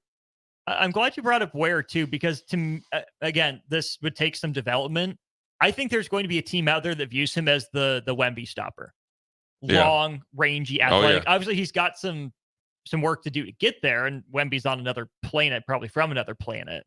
But my guess is Khalil Ware ends up with a Western Conference team with that in mind. Oh, he plays just like that. I mean, whether it's Golden State trying to do it again, depending on what they do with Clay, try to open up stuff. He's a great, he'd be great, like partner with Draymond, teach him how to play defense. You could see him, I don't know what the Lakers got. He'd fit in great with the Lakers to get Anthony Davis to be the backside defender. You get what I'm saying? As far as being off the ball defender, really be blocking shots. Phoenix as well. I think, he would give him, a ton of options there. Wouldn't say the Clippers, wouldn't say Denver, because Denver doesn't really play like that. But for OKC, sure. I mean, you got Chet. Backup Chet. Yeah, but is Chet really the physical presence? No, Chet's kind of... He's a 4 playing the 5. Right, and Chet's kind of like Wemby, right? But then you bring this dude in because you got rid of, it was a Giddey or whatever his name is to Chicago, and then you got wing pressure with Caruso. And then you get him in some pick and dives, pick and pops, and then he can drive to the basket too. And you can develop him at a steady enough pace that where you get a more of a complete team. I like him, man. I do. I mean, I liked him. I mean, he gave us fits at Nebraska. I think he's done. And you know what else I like is Woodson is coached him. Yeah. So he's pro ready, and he's been coached hard, extremely right. And so, we'll see. I mean, it's going to be interesting. I know they've done the NFL thing where they're spreading it out and stuff like that. But, we'll see, man. I mean, the league is so different now. I think the NBA is the ultimate example of parity. And the parity is tied to, if you want really good NBA games that play teams back, you got to get rid of the Europeans. I'm sorry. And it's nothing against them or anything. I'm being serious. You got to get rid of the Europeans. You can't. You can't get rid. You can't get. I won't say get rid of them. Limit their influence. Limit the influence that they have on you and how the league goes. You've taken away the physicality. You've taken away the athleticism and athletic. I'm more athletic than so and so. You've taken that away. Is it more skill? No, not really, because you've upped the fouls and you can't touch them anymore. So if you really want to get back into good basketball and still score, you got to start. I mean, essentially, we're an NBA European league. Yeah. When you think about it. Sure. Well, I mean, the top handful of players in the league right now are all foreign. Right. So, I mean, even with Shea Alexander, he's from Canada. But yes, they do a better job. And I would also say if the NBA really looks and tries to get down to the grassroots, all the way down to the Pee Wee leagues, to really emphasize more on skill development. And that's what they do in Europe. But Europe, they do that because they know nobody's playing defense. Right. And I will tell you this: if you ever watch a European, I subscribe to European basketball league. They're more physical over there than they are here. It's an adjustment for Americans to go over there. Than versus coming here. Remember, it used to be flipped. Yeah. Could he play here? No, they just come right in. Well, and Dirk had that for 6 years. Right. And the change. And now Dirk changed the game too with the leg kick, step back, fade away. But I think the NBA is at a crossroads, especially as you start to see the elder statesmen start to leave the game. LeBron, KD, Steph. You can even throw Clay in there. All those Bradley, the second tier and third, Bradley Beal, Harden, Damian Lillard, all those, Paul George is like, he's trying to get his last little lick. Right. And we'll get to that in a little bit because there's a lot to talk about. That's buyer's remorse. I like him. Not for 4 years in the max. No, yeah. You're trying to hit somebody over the head. You're trying to, what it is, like Albert Bell. Baseball. Yeah. And you're going to show up at his house, he's going to chase you away with that baseball bat, man. But that was back when he was with my Baltimore Orioles. That's right. I met him before, man. Yeah? Yeah, twice. First time, I will tell you, I was scared. I ain't gonna lie to you. As you should be walking up to Albert Bell. Well, we actually were at the airport. We were literally standing right next to each other. And he was a little heavy then. And I saw him a couple years later. He was a little heavy then. And I always say athletes have this like wolf sense. You just look at you and I'm like, yeah, he just ain't having a good day. You know what I'm saying? I've been in the locker room enough times with guys that haven't. I didn't mention the Orioles. I said, hey man, I loved you when you were Cleveland. He's like, thank you. Kept it moving. Now he was dropping off, I think, his family to go somewhere, so it was a little bit stressful. Saw him again, and then chopped it up a little bit. But you know, that's the big brother right there. Huge brother. And he was not playing games. No. Yeah. Never once in his career. No, at all. I wanted to ask him about when he knocked old boy out, though, at the second base. What do you think he would have said? Nature versus nurture. Nature always nature always wins. I love that. He probably had some cuss words, but it was just funny the when he hit him, though. Because he did not, I mean, it was like a locomotive coming. Mm-hmm. And so surprise. Yeah. And that dude got mollywop. And so anyways, that's a little off subject. But yeah, I mean, look, man, I always like the NBA draft. Be interested to see what teams do. I think, you know, it's gonna be good to in old school. We're gonna jump into JJ Redick, Mm-hmm. Paul George. Is Kawhi? I can see Kawhi doing something. I think Kawhi is the type of dude that likes the attention, but he don't want the attention. You get what I'm saying? Right. Yeah. Right. And I think it's been a little too quiet on the Kawhi front. There's usually a lot of smoke, but and here's why suspiciously quiet. Here's why I think something's up, because he actually played basketball this year. Mm-hmm. As much as he could, like Right. legitimately as much as he could. So it's like, hey, Mm-hmm. I've played. Now I need to go somewhere else and do what I need to do. So it's interesting to see. Not to abruptly switch the subject, but I do want to go back to Terrence Shannon Jr. for a minute. Yeah. Modern prototypical NBA wing. Oh yeah. Cam Christie's going to be value though. I like I'm a him. big fan of Cam Christie. I think his brother Max came out a year too early. He would have yeah. had more of a spotlight the next year had he stayed. Cam was that dude from Minnesota. He's Yeah. got a stroke. He played enough defense, can handle a little bit. He's And a going little bit to be a bigger, good too. bench scorer for some. A little bit taller, and I Yeah. think he'll eventually, once he develops his NBA body, because he had a little bit of injuries, and he does that and develops a little bit of more NBA game, getting to the rim off the dribble and off the bounce. He's extremely athletic, so he can get out and run on the wings. He can play transition defense. What I mean by that is like if there's a 2-on-1 break or a 3-on-2 break, and he's the third guy coming, he can come in, make a decision, and affect the shot. That's important too. What people don't understand. He might end up in say like 4 years being better, Mm-hmm. because I think there's a lot of Terrence Shannon Jr.'s just available, which is crazy. You think like, oh yeah, there's a whole bunch of 6'7" athletic guys around here that are physical. They shoot 35% from three. Right. Yeah. I mean, 10 years ago, you're like, that dude's going number one. Now I think that because of the European effect and the way people play, but when you got somebody like 6'8", 6'9" that knows how to play with his back to the basket, face up, and has I think his ceiling's a little bit higher. Mm-hmm. And it's all situational too. Yeah. Because we're going to talk about the NFL quarterbacks who's had the raw deal. Right. But when I think of Terrence Shannon Jr., I think back to like Stanley Johnson from Arizona. I think maybe Michael Kidd-Gilchrist a little bit. Justice Winslow comes to mind. I think Shannon's more of a guard than Winslow ever was. Right. What do you think the skepticism is? Do you think it was the lawsuit that's holding teams back? Do they not believe the jumper? Is it the lack of defensive focus? Because he'll get burned sometimes. Yeah. What do you think I it think is it's with more him? of the lack of defensive focus, and then they bring in the lawsuit. It's like they look for a reason. I always tell, like when we were talking with Nuri, don't give them a reason to have a bad, feeling about you or an excuse. Mm-hmm. Those comparisons are great. And I actually want to flip it back to you. Okay. I think Kidd-Gilchrist probably, he was a little bit below expectations. I think he had some really good years at Charlotte. I think this being with the Hornets, they were just garbage. And then he just, then his game didn't develop. So, he's at the crib like me and you. Right. The guy that this is me.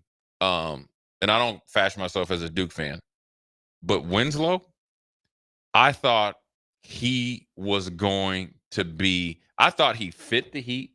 I felt like he was like a Julius Randle locomotive. I felt like, correct me if I'm wrong, he could shoot better from deep. Yep. Like, where is he? What the heck happened? And why did he not work? Okay, so Justice Winslow is one of my all-time underrated Duke players. He hit some massive shots against Gonzaga, against Utah in the Sweet 16, or round of 32 and Sweet 16. He was massive, right? I thought he was the way the NBA was going. 6'8" guy, can defend all three levels, right? Could be a small ball four. Right. Not a great shooter. I mean, he shot 42% from three at Duke, but it was on low volume. I mean, less than 3 attempts per game. But he also shot, 64% on free throws, but it was workable. But he hit the big ones. He hit the clutch ones. He took over in big moments. What happened was he went to Miami. I don't think he was ready mentally for it, which is weird coming from, I think he was a Houston kid, kind of rough growing up, rough background, but a lot of stuff converged on him. I think he was pushed maybe a little harder than he thought he was going to be. Expectations got to him. There's some off the court family stuff. I don't think he spoke to his family for years. Yeah, I do remember. It's kind of like Tyron Smith for the Cowboys. Right. Winslow then had a kid. And then he got traded to Portland. Which is like the that's. But it was good for him because it was far enough away. But what he did was he kept in contact with Spoelstra. He didn't blame Spoelstra for anything that happened, and Spoelstra helped center him. Kind of find that, heat towel, whatever it was. He got his head screwed on straight. And he is the one that I thought was going to end up being the best pro. Like Joel Okafor, you could see his game was going out of style. Tyus Jones has been a solid, NBA, fringe starter, backup kind of guy. Winslow had the athleticism. He had the bulk. He had enough stretchability. He had the versatility. I was 1,000,000% sold on Justice Winslow being the best NBA player from that team. Yeah, I think a lot of times, and we'll get into it, in old school about the quarterbacks who's had the rawest of raw deals. But I think a lot of times, and we'll see it tonight, fit is key. Fit, leadership, from top to bottom, coaching style, locker room. I do think going into that Miami Heat pressure cooker probably wasn't really the best thing for him because I think, if he's from Houston, I think the best the thing, and you go to that fight or flight type of thing as an attitude or as an athlete. You're a high draft pick, you believe in yourself, you're going to protect yourself at all costs. Where they're trying to test you, and then they welcome you afterwards. It's like almost like initiation period. And at this time, a lot of kids or a lot of players and a lot of, guys that are drafted don't feel and really push back on that type of atmosphere. The Heat are the only ones that really do that. It's different. And Spoelstra is pretty much the second coming of Pat Riley. And it's a mom and pop organization, but it's kind of like the Steelers, for football. You get what I'm saying? It's like the Heat is like old school mom and pop. There's a direct line to the head coach, to obviously Pat Riley, to the ownership. It's like once you're a Heat player, you're a Heat player for life. Right. Once you're a Steeler, you're a Steeler. They do everything first class. But I think you got to earn your stripes. Whereas like you get drafted by say Houston, you in there. You in. You go to Memphis, you in. You go to Timberwolves, you in there. You got to go through a little rough patches, but the days of like Kevin Garnett just walking up and punching Wally Zerbiak dead in his face because Wally Zerbiak was out shining him, that's not happening. The days of Kevin Garnett running off Tom Gugliotta and those guys, it's over. No. You ain't having that no more. So, that's just part of tonight is going to make or break a lot of as much as these guys are going to be elated when they get drafted. There's going to be guys that in 2 or 3 years their career is going to be affected by where they go. Is there a team or two you're most interested in with the draft tonight? Who do you think? The Lakers and the Timberwolves, obviously, but outside of that, I'm really interested to see what Houston does. They're 3. Yeah, I'm really because you got a good young nucleus. You brought in Van Fleet and what's his face from Memphis, Dylan Brooks. What do you get next? And is Jabari Smith your answer? I guess inside outside, or do you get your boy from Connecticut, Klingon? You heard the rumors with Houston, right? What? They want KD. That's next year though. It's this year. I thought. See, that's what I wanted to ask you about. So when the whole Brooklyn Nets thing went, was it Wojciechowski came out? His first tweet. I don't know if you read it. His first tweet said they were giving up, or was it Phoenix? Right, Phoenix got all the picks. So what happened was New York traded picks to Brooklyn. And then Brooklyn is making a trade with Phoenix. So Brooklyn and Phoenix essentially regained control of the picks that they had traded away. Right. And then Houston got some back too. to either use or package for a guy like KD. KD, right? That would have actually went to Phoenix. But if I read Woj's his first tweet correctly, he was saying it was for this year, and then he came back like 20 minutes later and said it's for next year. Did I get that right? It was confusing. Yeah, It's still getting sorted out. Yeah. Yeah. But KD in Houston with those dudes? I don't know. And would you have to give up Şengün for it, or are you able to keep him? Because like he kind of popped this year. Yeah, he got that little like dipsy do around the hoop. It's like unstoppable. It's like Bill Walton. McHale. Yeah. Yeah. It was Bill Walton and McHale. I think they just try to give up draft picks, but I'm just looking at like, what's the upside for KD going there? Like, I think KD needs to get with his business people. And I would say this. I wonder if KD really cares about his legacy. If he did, I would have made a lot of different choices for him. Exactly. Now, I think KD was short-sighted when he's like, all right, I got 2 titles. I won 2 MVP. Nobody even talks about it. He views those as his titles, but no one else does. Right. It's like Michigan when they tied Nebraska in 97. Nobody's talking about you as national champion. No. So I think I wonder if KD's like, you know what, bump it. I've won a championship. I've led in the league in scoring. I'm one of the best 50 of all time easily. Mm-hmm. I'm gonna go and just play because when one thing about KD that kind of makes me think this, he's like, I just want to hoop. Yeah, like, right. But that's what he says, though. That's what he says. Right. But then he stirs up all this drama. It's Right. Aaron Rodgers. I think he wants to go 5 million places in hoop. I think if KD can make the rounds, I don't think he cares that. I think he's the modern day version of Adrian Dantley. Ooh, now that's fascinating. And people don't realize. People don't okay. realize Adrian Dantley was cold-blooded To his core. Hey, straight killer. Mm-hmm. Now I don't think KD is as bad in the locker room. I just think KD is just floating around. Why would you even want to go to Houston with all those young guys? Right. Like, it's not like you're the veteran mentor that everyone's Right. looking for. So it would just make no sense, but not a lot of things that KD did, made a lot of sense. Let's put a pin in that. What's coming up on Old School? Well, we're going to talk about, which rookie quarterback over history or short history or recent history has had the rawest deal of stymieing their career. Also, I'm going to text Austin. They have the win-losses for Tom Brady versus every team. Ooh. And I want the text line to get, or I'm going to make you guess which team has the best record against Tom Brady. Not many. Trust me. I've been on the other side. Right. And then obviously we're going to dive into the draft. We'll talk a little Huskers. Merritt's going to Alabama.